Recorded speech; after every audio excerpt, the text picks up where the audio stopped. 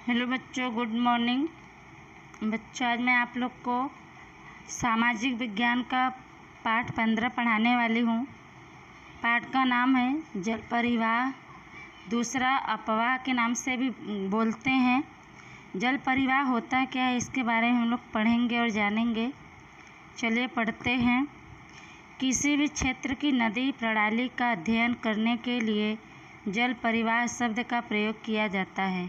भारत के भूपृष्ठ का नक्शा देखें तो आपको ज्ञात होगा, ज्ञात का होना मतलब मालूम होना, कि एक मुख्य नदी और उसकी सहायक नदियाँ अलग अलग दिशाओं से आकर मिलती हैं। इन नदियों का जल किसी झील, समुद्र या मरुस्थल में मिलता है।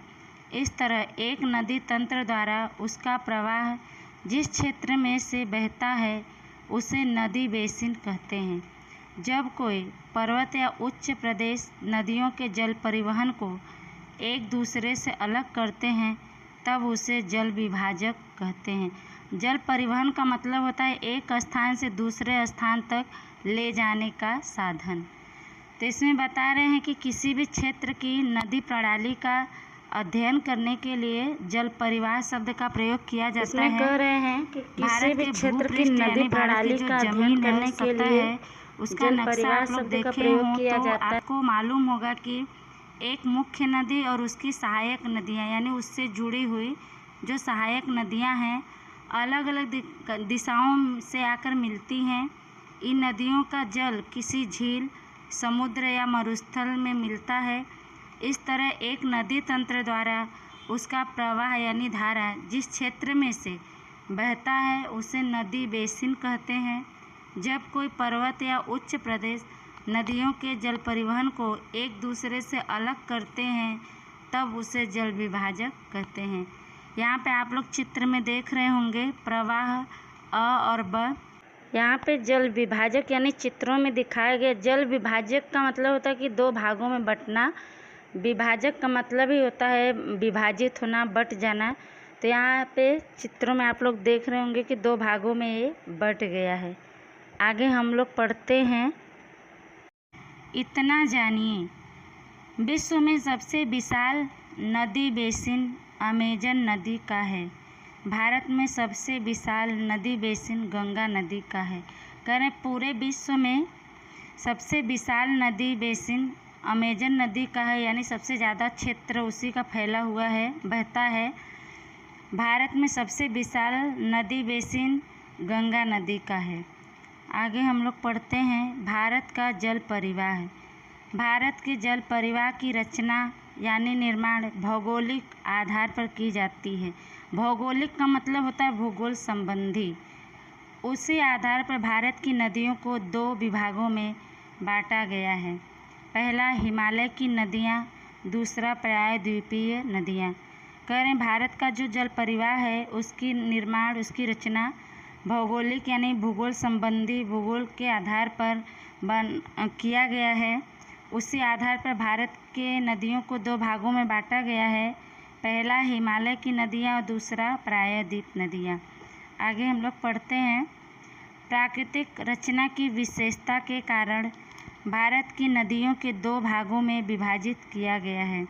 इसका कारण हिमालय की नदियों और प्रायद्वीपीय नदियों में विशेष अंतर है।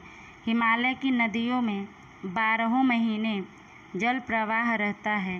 जल प्रवाह का मतलब कि पानी बहता रहता है, क्योंकि बरसात के कारण और गर्मी में पर्वत शिखरों की बर्फ़ पिघलने से तलहटी के जल भंडार में निरंतर यानी लगातार वृद्धि यानी विकास होती रहती है, बढ़ोतरी होता रहता है और नदियों का प्रवाह यानी धारा बना रहता है।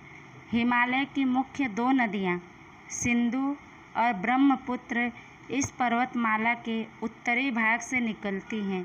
हिमालय की नदियाँ अपने उद्भव यानी उत्पत्ति, जहाँ से उनकी उत्पत्ति हुई है, वह स्थान से निकलकर समुद्र तक लंबा रास्ता तय करती हैं। इसमें कह रहे हैं कि प्राकृतिक रचना यानी बनावट की विशेषता के कारण भारत की नदियों को दो भागों में बांटा गया है। इसका कारण हिमालय की नदियों और प्रायद्वीपीय नदियों में खास अंतर है। हिमालय की नदियों में 12 महीने जल प्रवाह रहता है, यानी पानी की धारा बहता रहता है।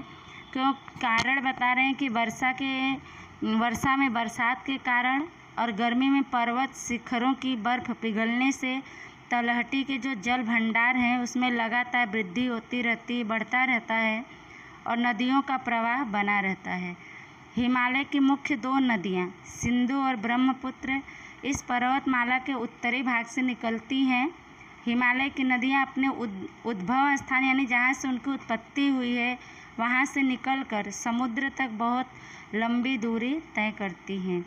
आगे यहाँ पे चित्र दिया गया है, देख सकते हैं आप लोग। नदियों का स्रोत पर्वतीय प्रदेश, मध्यस्थ भाग सर्पाकार यानी सर्प की तरह लहराता हुआ, नलाकार यानी नली की तरह, मैदानी भाग, झील, डेल्टा। नदियों की विभिन्न ये अवस्थाएं हैं, दशा है। इधर दिया गया नदी प्रणालियाँ, इसमें आप लोग चित्र में देखिएगा। मुख्य प्रवाह सहायक नदियाँ जो वृक्षाकार रूप की रचना करती हैं, वृक्ष के आकार की बनावट इसमें आकार स्वरूप दिखाई देती है। दूसरे चित्र में है अवरोधक शैल कटक, इसमें जाली आकार रूप रचना है। इसमें पानी जब पानी की धारा बह रही है तो जाली के आकार का स्वरूप बनता है। तीसरा चित्र नीचे दिया गया है जो तीसरे भाग में आयताकार स्वरूप, यहाँ पे आयतकार यानी चौकोर एक समान रूप लिया है। चौथा है मध्य शिखर, जो शिखरों के ऊपर से बीच से बहती हैं, तो केंद्र त्यागी रूप रचना, यहाँ पे अपने केंद्र को छोड़कर त्याग कर ऐसे स्वरूप की रचना होती है। आगे हम लोग पढ़ेंगे और जानेंगे।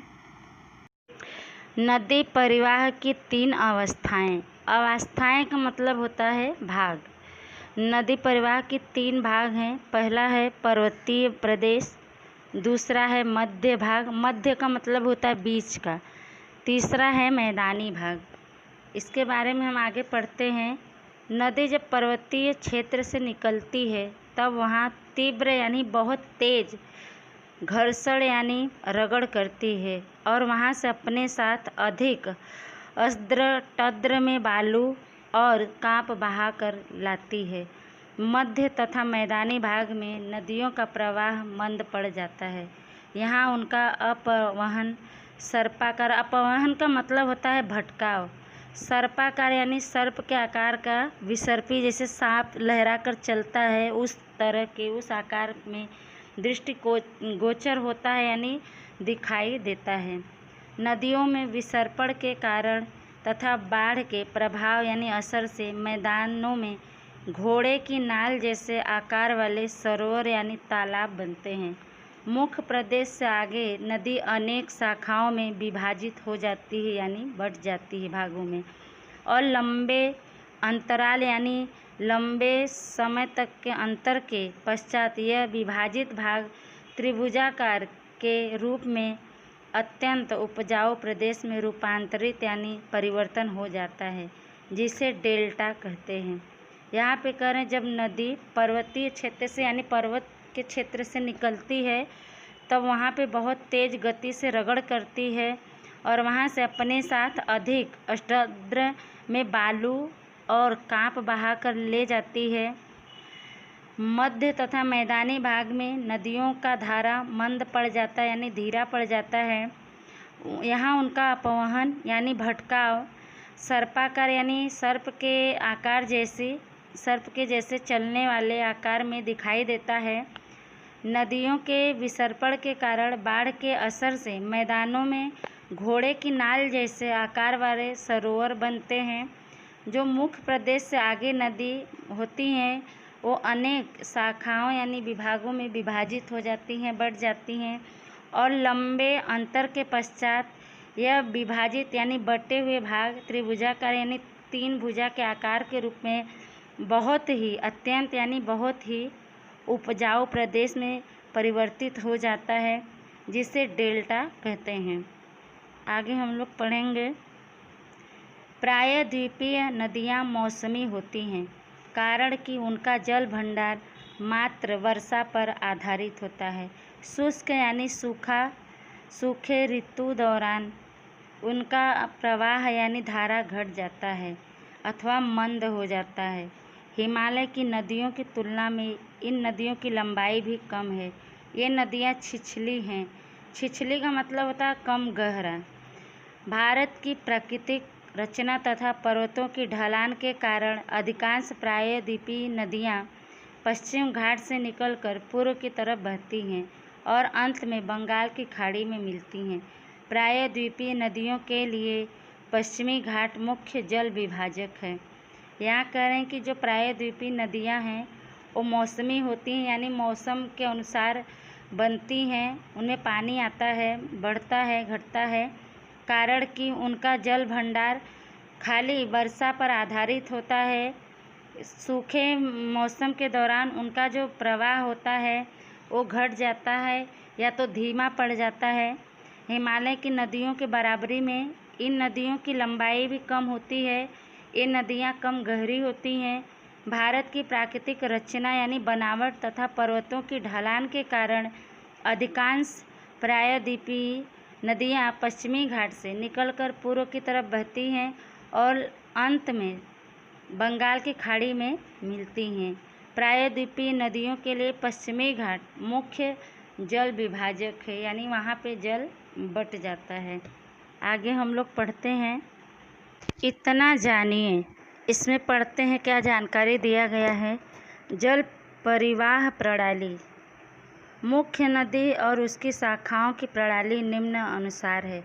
करें मुख्य नदियाँ और उसकी जो मुख्य विभाग है, शाखाएं हैं, उनकी प्रणालियों के निम्न अनुसार नाम दिए गए हैं। पहला है वृक्षाकार प्रणाली। वृक्षाकार आकार लेते हैं, स्वरूप लेते हैं, उसके बारे में बताए हैं। मुख्य नदी और उसकी सहायक नदियाँ मिलकर एक वृक्ष की डाली जैसी सुंदर रचना करती हैं, तब उसे वृक्षाकार नदी रचना कहते हैं, जैसे गंगा। इसमें कह रहे हैं कि वृक्ष के आकार का स्वरूप जब ये लेती हैं तो कैसे लेती हैं। मुख्य नदियाँ और उसकी सहायक नदियाँ एक दूसरे से मिलकर जब एक वृक्ष के पेड़ की डालियों के जैसे सुंदर रचना करती हैं, निर्माण करती हैं, तब उसे वृक्षाकार नदी की रचना कहते हैं और ये रचना गंगा जैसे नदी करती है। दूसरा है जालिकावत प्रणाली। जाली के आकार का रूप लेते हैं, जब कब लेते हैं उसके बारे में हम लोग पढ़ते हैं। कैसे बनता है जाली के आकार का स्वरूप। पर्वतीय प्रदेश से निकलने वाले झरने पहाड़ी ढलान के कारण एक दूसरे से मिलते हैं, तब उनकी रचना जाली आकार की होती है, जैसे हिमालय की ढलानों से निकलने वाले अनेक झरने। इसमें कह रहे हैं कि जाली का आकार कैसे लेते हैं, बता रहे हैं कि पर्वतीय प्रदेश से निकलने वाले झरने पहाड़ी ढलान के कारण, ढलान का मतलब ऊपर से नीचे की तरफ आना, तो उसके कारण एक दूसरे से मिलते हैं, तब उनकी रचना जाली के आकार की होती है, जैसे हिमालय की ढलानों से निकलने वाले अनेक झरने। तीसरा है आयतकार प्रणाली। आयतकार प्रणाली कैसे बनती है। मुख्य नदी और उसकी सहायक नदियाँ एक दूसरे को समकोण पर मिलती हों तो इसको आयताकार रचना कहते हैं। भूमि दरार में से बहने वाली अधिकांशतः नदियाँ ऐसी रचना वाली होती हैं, जैसे नर्मदा। आयताकार प्रणाली के बता रहे हैं कि आयताकार स्वरूप कैसे धारण करते हैं। इसमें करें मुख्य नदी और उससे जो सहायक नदियाँ होती हैं एक दूसरे को समकोण पर मिलती हों तो उसको आयताकार रचना कहते हैं। भूमि दरार यानी ज़मीन में जो दरार होती है उसमें से बहने वाली अधिकांश नदियाँ ऐसी रचना वाली होती हैं, जैसे नर्मदा नदी करती है। चौथा है केंद्र त्यागी पर्वताकार प्रणाली। पर्वतीय प्रदेश में एक पर्वत के चारों तरफ से झरने निकलकर चारों तरफ नदी की रचना करते हों तो उसे केंद्र त्यागी पर्वताकार नदी रचना कहते हैं, जैसे सौराष्ट्र की नदियाँ। केंद्र त्यागी पर्वताकार प्रणाली यानी कब ये ऐसा स्वरूप धारण करती हैं, केंद्र त्यागी स्वरूप, कैसे रचना करती है उसके बारे में बता रहे हैं कि पर्वतीय प्रदेश में एक पर्वत के चारों तरफ से झरने निकलकर चारों तरफ नदी की रचना करती हैं, निर्माण करती हों, तो उसे केंद्र त्यागी पर्वताकार नदी रचना कहते हैं, जैसे सौराष्ट्र की नदियाँ करती हैं। आगे पढ़ते हैं। यहाँ पे भारत का चित्र दिया गया है। नक्शे में आप लोग देख सकते हैं मुख्य नदियाँ और झील यहाँ पे दर्शाया गया नक्शे में।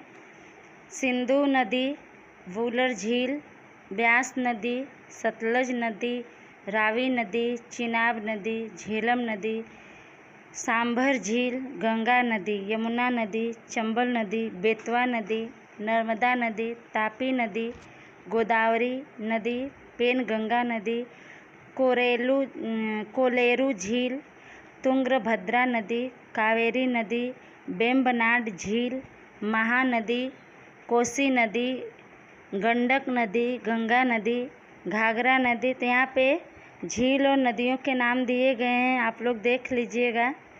अब आगे हम लोग पढ़ते हैं हिमालय की नदियाँ, इसके बारे में हम लोग पढ़ते हैं। सिंधु, गंगा तथा ब्रह्मपुत्र हिमालय से निकलने वाली प्रमुख नदियाँ हैं। ये नदियाँ लंबी हैं और अनेक सहायक नदियाँ इनसे मिलती हैं। कोई एक बड़ी नदी तथा उसकी सहायक नदियाँ एक दूसरे से मिले तो जो स्वरूप निर्मित होता है उसे जल परिवाह अपवाह तंत्र कहते हैं। कह रहे हैं कि सिंधु, गंगा तथा ब्रह्मपुत्र हिमालय से निकलने वाली ये प्रमुख नदियाँ हैं।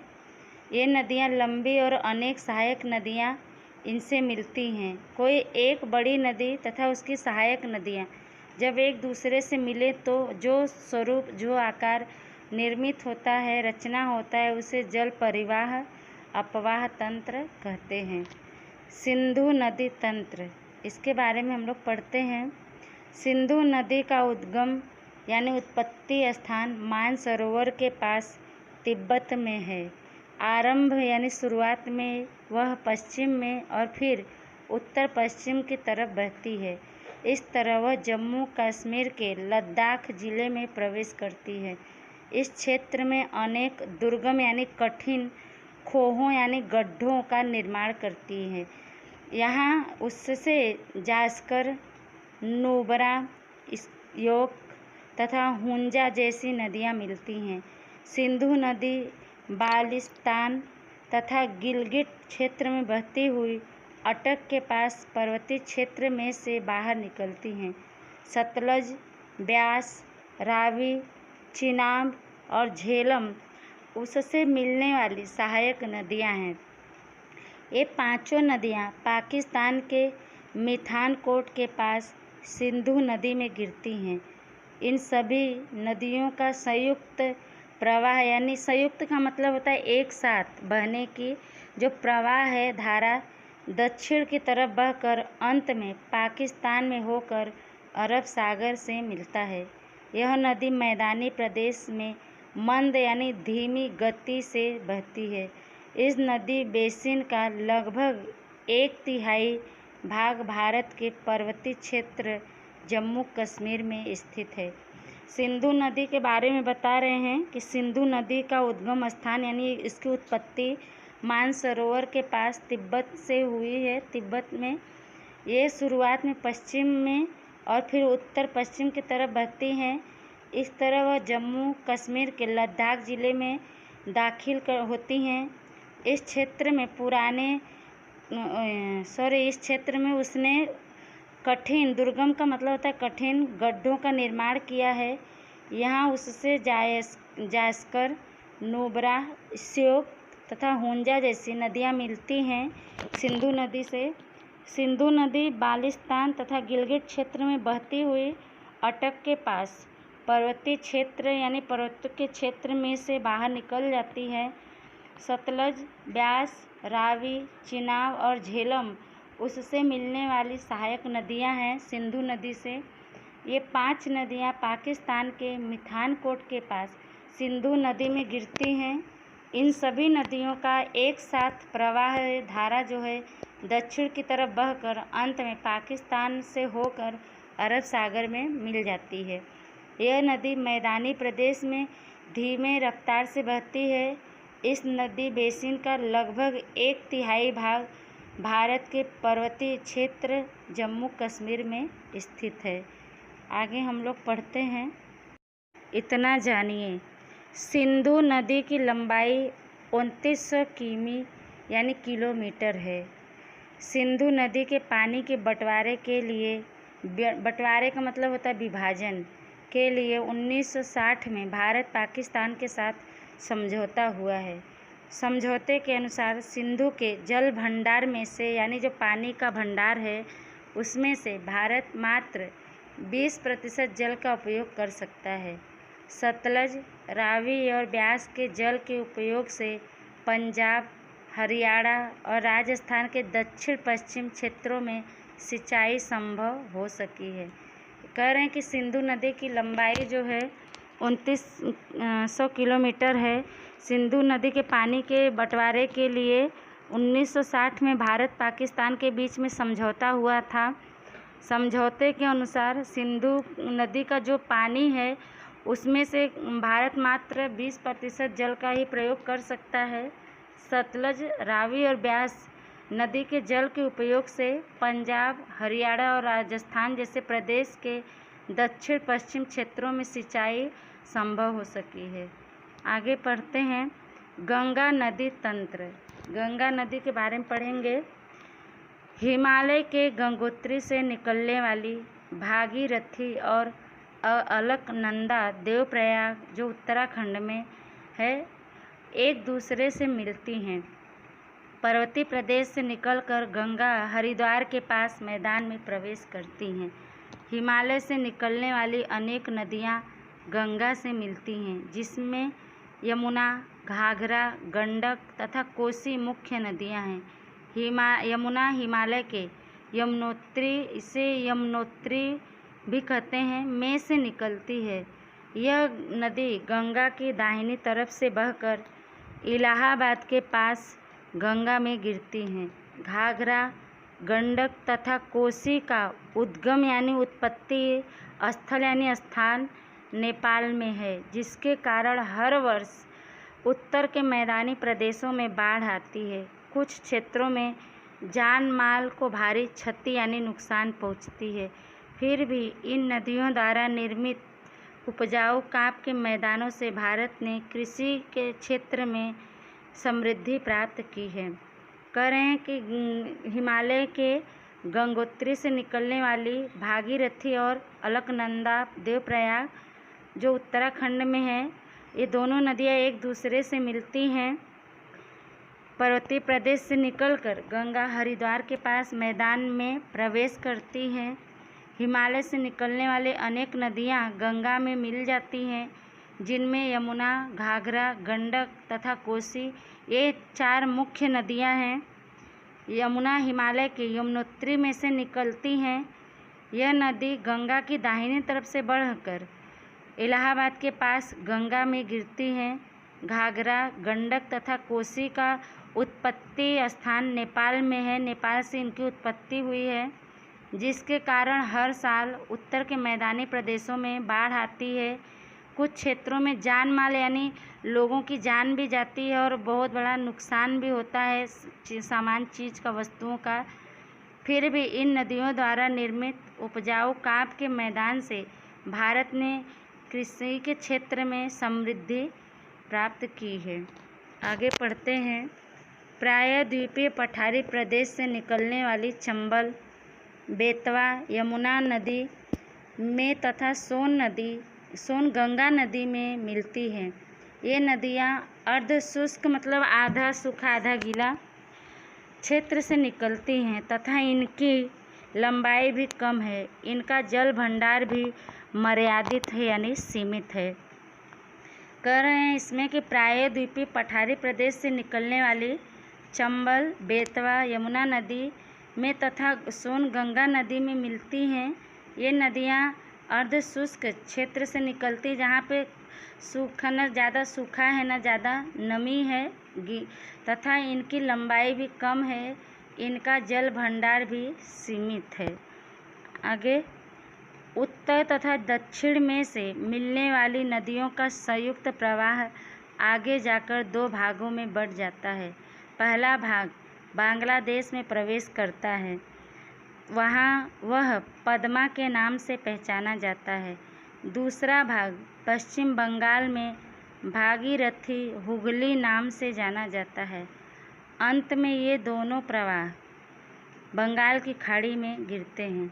कह रहे हैं कि उत्तर तथा दक्षिण में से निकलने वाली नदियों का एक साथ धारा जो है आगे जाकर दो भागों में बंट जाता है। पहला भाग बांग्लादेश में प्रवेश करता है, वहाँ वह पद्मा के नाम से जाना जाता है। दूसरा भाग पश्चिम बंगाल में भागीरथी हुगली नाम से जाना जाता है और अंत में ये दोनों प्रवाह बंगाल की खाड़ी में गिरते हैं।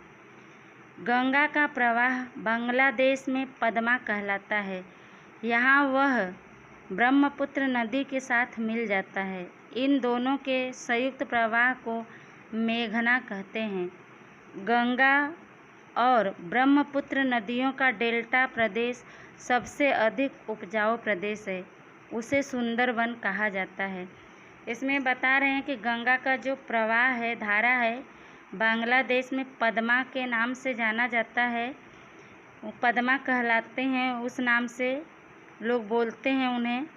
यहाँ वह ब्रह्मपुत्र नदी के साथ मिल जाता है।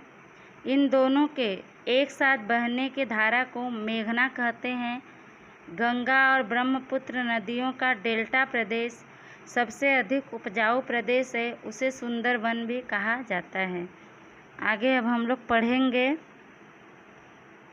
इतना जानिए। गंगा के डेल्टा प्रदेश को सुंदरवन इसलिए कहा जाता है कि यहाँ सुंदरी नामक वृक्ष अत्यधिक संख्या में है। भारत के संदर्भ यानी विषय में सुंदरवन डेल्टा प्रदेश मैंग्रोव जंगलों के लिए प्रसिद्ध है। गंगा नदी 2500 किलोमीटर से भी अधिक लंबी है।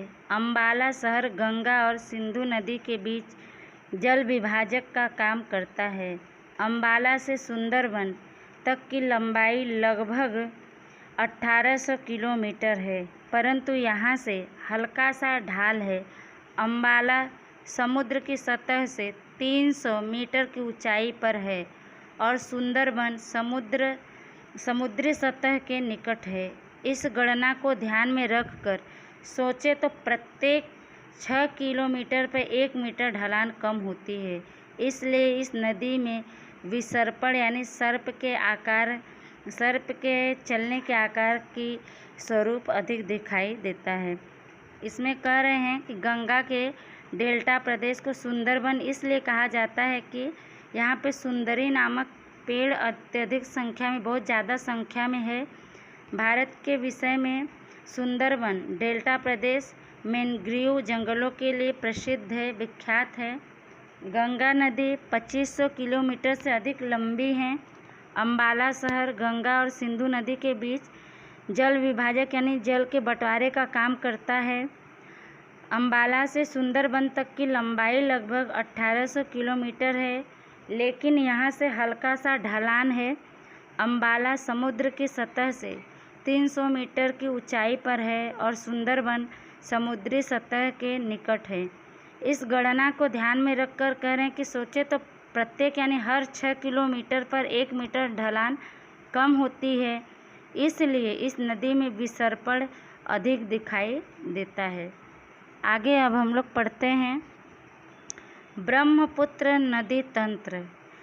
ब्रह्मपुत्र नदी तिब्बत में मानसरोवर के पूर्व की ओर से तथा सिंधु और सतलज के मूल के निकट से निकलती हैं।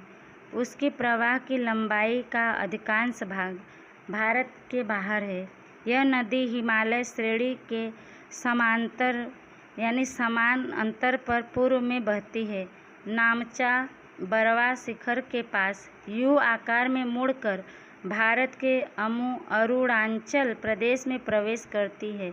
यहाँ वह दिहांग नाम से पहचानी जाती है।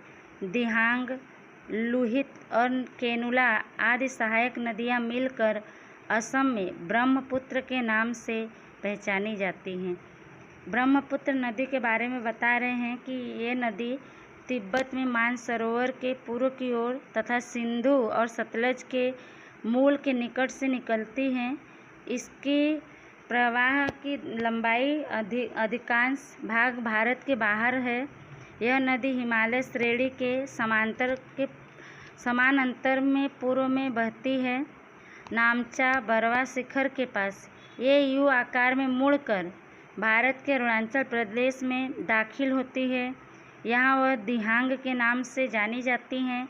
दिहांग, लोहित और केनुला आदि सहायक नदियाँ इससे मिलकर असम में ब्रह्मपुत्र के नाम से पहचानी जाती हैं। आगे पढ़ते हैं, इतना जानिए। ब्रह्मपुत्र नदी एकमात्र पुरुषवाचक नाम वाली नदी है जिसकी लंबाई लगभग 2900 किलोमीटर है। ब्रह्मपुत्र नदी को तिब्बत में सांगपो और बांग्लादेश में जमुना कहा जाता है। ब्रह्मपुत्र के समग्र यानी पूरे प्रवाह में मांझुली नामक एक नदीय द्वीप है जो विश्व में सबसे बड़ा है। इसमें कह रहे हैं कि ब्रह्मपुत्र एकमात्र नदी है ऐसी जिसे पुरुषवाचक के नाम से जाना जाता है, पुरुषवाचक में आता है, जिसकी लंबाई लगभग 2900 किलोमीटर है। ब्रह्मपुत्र नदी को तिब्बत में सांगपो और बांग्लादेश में जमुना कहा जाता है। ब्रह्मपुत्र के समग्र प्रवाह में माजुली नामक एक नदीय द्वीप है जो पूरे विश्व में सबसे बड़ा है। बच्चों, आज के लिए बस इतना ही। आगे का भाग मैं दूसरे वीडियो में आपको पढ़ाऊँगी। जितना पढ़ाया गया है उसको आप लोग ध्यान से सुनिएगा और अपना लेसन पूरा करके ही रखिएगा आप लोग। तब तक के लिए धन्यवाद।